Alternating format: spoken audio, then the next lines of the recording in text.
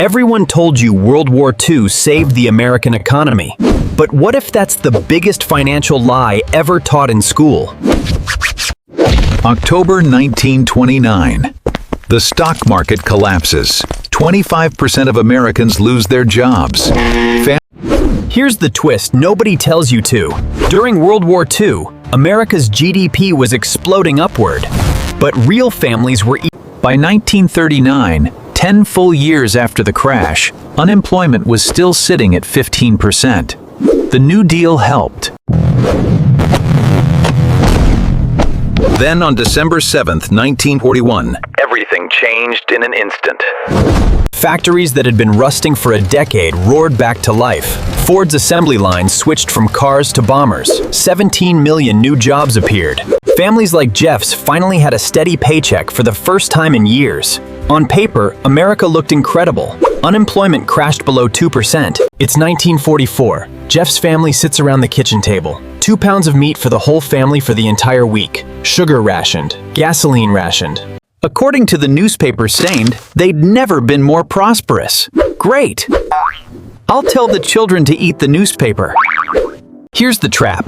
GDP counts a family building a house the exact same as a government building a bomb and dropping it into the sea. Same $10 million. 1945. The guns go quiet. 10 million soldiers are about to flood the job market. Government spending is about. Nobel Prize-winning economist Paul Samuelson predicted, quote, "the greatest period of unemployment and industrial dislocation any economy has ever faced." Instead, bomb factories became appliance factories. Car plants switched from tanks to Chevrolets. Shipyards from destroyed. Resources that had been locked inside the war machine flowed back into making things people actually wanted to buy. The Keynesian prediction was tested in real time, and it failed. To find the real answer, we have to go back further. Back to 1914. World War I. Normally governments fund wars through taxes, but tax revenue ran out, and the war wasn't over, so they did the only thing left. They printed money. Germany printed so aggressively that a loaf of bread cost 200 billion marks. A housewife needed a wheelbarrow full of her life savings just to buy groceries. World trade collapsed by 66% between 1929 and 1934. Money nobody trusts. So by 1944, delegates from 44 nations gathered at a grand hotel in New Hampshire, and they finally agreed on a. The Bretton Woods system gave the world something it desperately needed, an anchor, every currency tied to the dollar. For the first time in decades, money meant something again. When Friedrich in post-war Germany held a coin in his pocket, it was tied to a system he could actually trust. Germany boomed. Japan boomed. France boomed. Countries that had just been completely flattened by war came roaring back to life. When people trust the money, they invest. When they invest, businesses grow. When businesses grow, jobs appear. But the Bretton Woods system had one fatal flaw buried inside it. Every country had to follow the rules, or markets would punish them overnight. Dollars were flooding out into the world, but the gold sitting in Fort Knox stayed exactly the same. Now there were far more dollars floating around. So de Gaulle did something extraordinary. He sent actual ships and planes to America and said, "Bonjour, we would like to withdraw our gold." By 1966, the United States had just $3.2 billion in gold to cover $14 billion in foreign claims. The math was impossible. 2 days later, Nixon interrupted millions of Americans watching Sunday night television.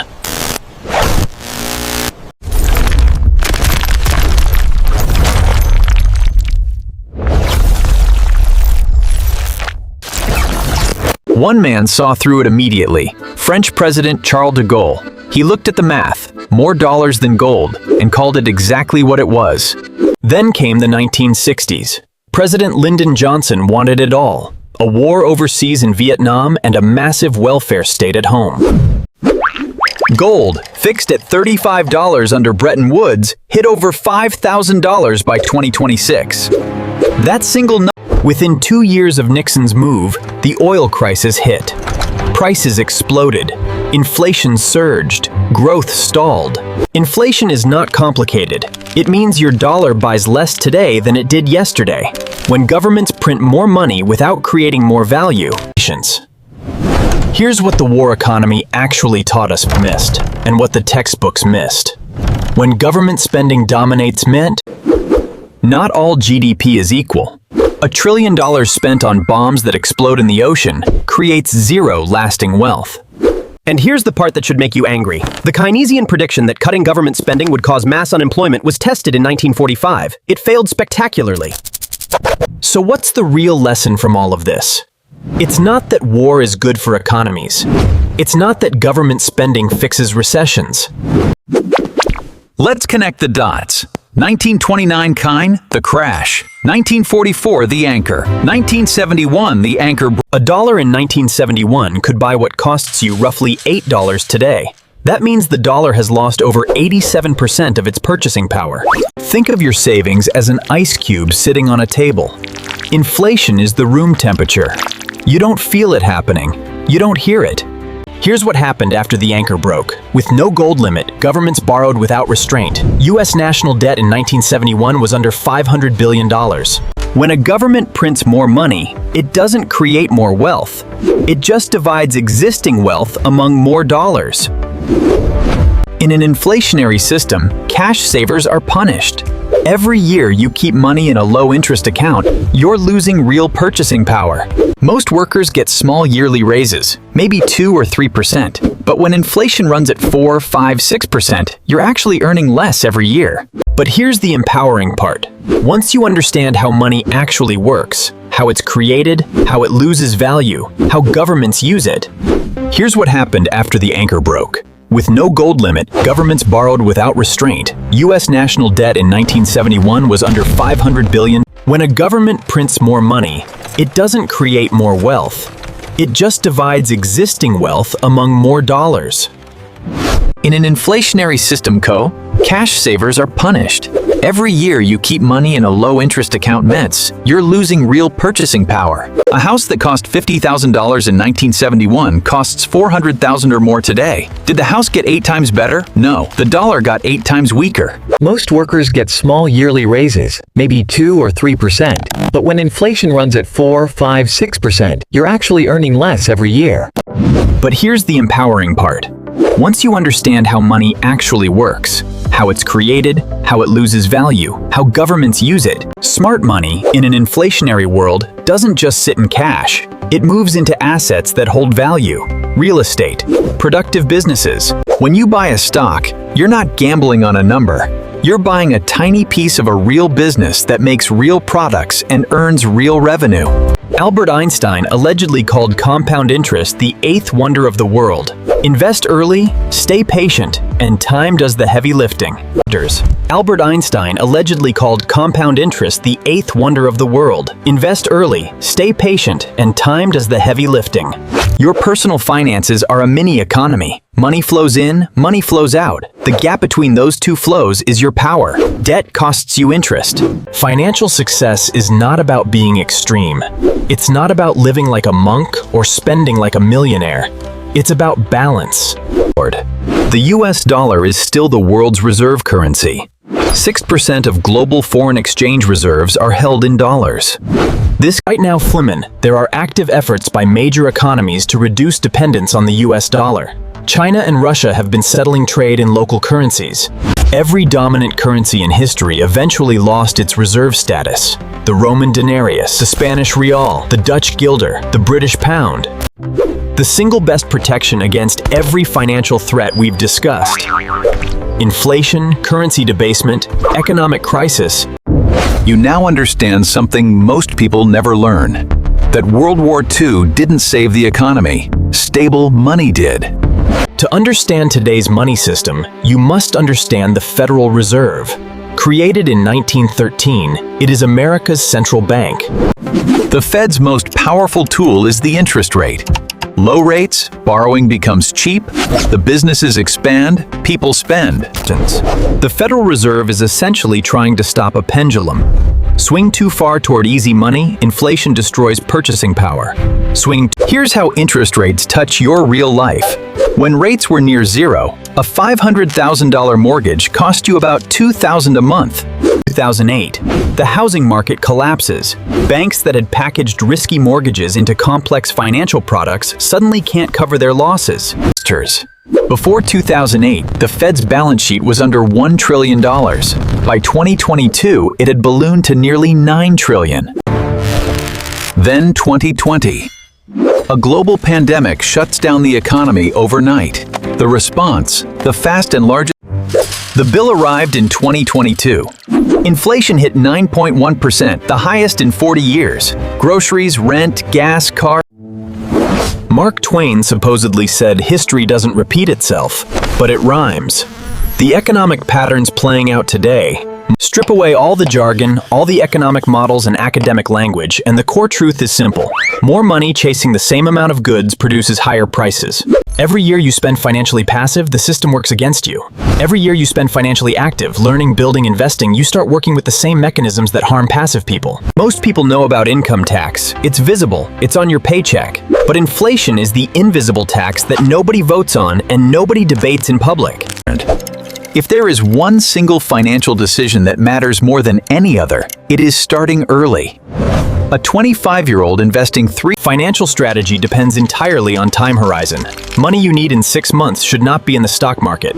Money you won't need for 20 years absolutely should not. No single asset is perfect for every economic environment. Stocks do well in growth periods. Gold tends to hold value during inflation and crisis. Cash is king during deflation. Financial security isn't built on one thing. It rests on 3 pillars. First, an emergency fund. Second, multiple income streams. Every economic crisis in history, the Great Depression, Weimar inflation, the Bretton Woods collapse, the 2008 crash, the 2022 inflation surge. The information in this video is not secret. It's in libraries, in history books, in economics journals. But the education system doesn't teach it. Financial literacy is not a competitive advantage you hoard. The more people around you understand how money works, how inflation. The Great Depression wasn't fixed by war, it was masked by it. Bretton Woods created stability through a monetary anchor. Nixon. Everything you learned in school about economics was built around one assumption, that the current monetary system is natural, inevitable, and permanent. The evidence across history is consistent. Societies with hard money, money that cannot be easily inflated, tend to produce more long. You are at a fork in the road right now. One path fees. You take what you've learned here, build on it, apply it to real financial decisions. Here is a practical starting framework. 1. Build an emergency fund of 3 to 6 months of expenses. 2. Eliminate high-interest debt as fast as possible. Every generation in history believed their monetary system was uniquely stable. The Romans trusted the denarius, the British trusted the pound, Americans trust the dollar. In a world of financial noise, constant headlines, market swings, political drama, the most valuable skill is long-term thinking. Financial education is not a one-time event. It's a practice. The world changes, monetary policy evolves, new financial instruments emerge. Every financial decision you make today, save or spend, invest or ignore, learn or dismiss, compounds forward in time. Money is not just numbers, it's a language, the universal language of value exchange. When you understand how that language works, you now understand the chain of events that started with a printing press in 1914, ran through the Great Depression, the Bretton Woods miracle. If this video gave you a genuinely new perspective on how money, economics, and history connect, hit subscribe right now. Drop a comment below. What surprised you most from this video? Was it the wartime GDP illusion? The 1945 recovery that economists got completely wrong? And if this video opened your eyes, the next video will completely change how you understand banks. Not just what they do, but how they literally create money. The Great Depression wasn't random. The Bretton Woods collapse wasn't random. The 2008 crisis wasn't random. The 2022 inflation wasn't random. The gap between what schools teach about economics and what you actually need to know to navigate the financial world is enormous. Schools teach basic supply and demand. Never forget, Monetary policy is not neutral. Every decision about interest rates, money supply, and deficit spending transfers wealth between groups. Build your financial armor now, before you need it. An emergency fund so no single setback breaks you. Diversified investments so no single crash wipes you out. The economy can feel like weather, something that just happens to you, beyond your control or understanding. Your financial journey is not defined by where you're starting. It's defined by which direction you're heading and whether you're moving consistently. World War II didn't save the American economy. It masked its problems behind government spending,